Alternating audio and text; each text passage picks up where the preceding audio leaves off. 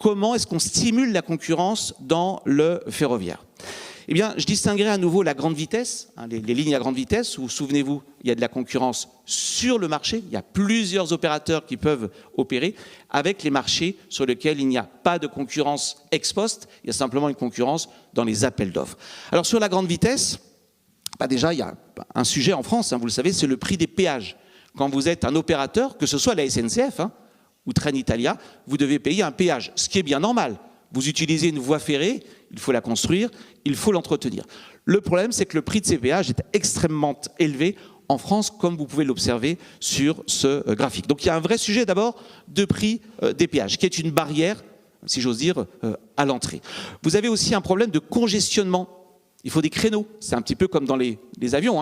Pour qu'un avion décolle, il faut qu'il ait un créneau de décollage.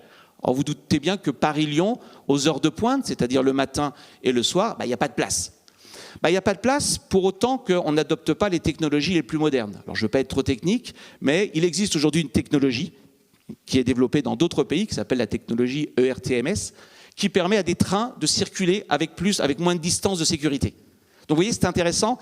Pour favoriser la concurrence, il faut peut-être aussi lever une barrière technologique. La concurrence, ça ne tombe pas du ciel. Ça s'organise et ça se prépare. Voilà pour le TGV. Il y a bien d'autres obstacles à l'entrée, mais je vais vite.